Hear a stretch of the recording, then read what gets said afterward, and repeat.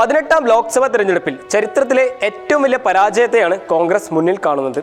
കഴിഞ്ഞ 2 ലോക്സഭാ തെരഞ്ഞെടുപ്പിലും നേരിട്ടതിനേക്കാൾ കനത്ത പരാജയമാണ് ഇത്തവണ കോൺഗ്രസിനെ കാത്തിരിക്കുന്നത്. വിവിധ ഏജൻസികൾ നടത്തിയ അഭിപ്രായ സർവേകളെല്ലാം BJP റെക്കോർഡ് വിജയം നേടുമെന്നും കോൺഗ്രസിന് വലിയ ദയനീയമായ പരാജയം സംഭവിക്കുന്നതുമാണ്.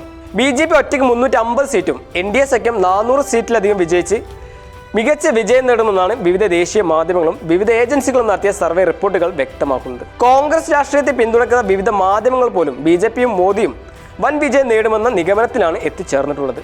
3ാം മോദി ഭരണം അവസാനിപ്പിക്കുക എന്ന ലക്ഷ്യത്തോടെ ഇന്ത്യയിലെ പ്രമുഖ പ്രതിപക്ഷ പാർട്ടികളെല്ലാം ചേർന്നുണ്ടാക്കിയ കോൺഗ്രസ് നേതൃത്വം കൊടുത്ത ഇന്ത്യ മുന്നണിയുടെ അവസ്ഥ ഏറ്റവും ദയനീയമായ സാഹചര്യത്തിലാണ് ലോക്സഭാ തെരഞ്ഞെടുപ്പ് നടക്കുന്നത്. മമതയും അശോക് ചവാനും നിതീഷ് കുമാർ അടക്കമുള്ള പ്രമുഖ നേതാക്കളെല്ലാം മുന്നണി വിട്ടതാണ് ഇന്ത്യ മുന്നണിയുടെ തകർച്ചയുടെ പ്രധാന കാരണം. കുടുംബാധിപത്യവും രാഹുൽ ഗാന്ധിയോടുള്ള അഭിപ്രായ ഭിന്നതകളാണ് മറ്റൊരു കാരണം. അതുകൊണ്ട് തന്നെ വടക്കേ ഇന്ത്യ വിട്ട് രാഹുൽ വയനാട്ടിലേക്ക് ചേക്കേറിയതും 2ാം തവണയാണ് രാഹുൽ ഗാന്ധി വയനാട് ലോക്സഭാ മണ്ഡലത്തിൽ മത്സരിക്കുന്നത്. മോദി തരംഗം അത്രയേറെ സ്വാധീനിക്കാത്ത കേരളത്തിൽ നിന്നും 2019 ലക്ഷത്തിലധികം ഭൂരിപക്ഷത്തിലാണ് രാഹുൽ അന്ന് ജയിച്ചത്.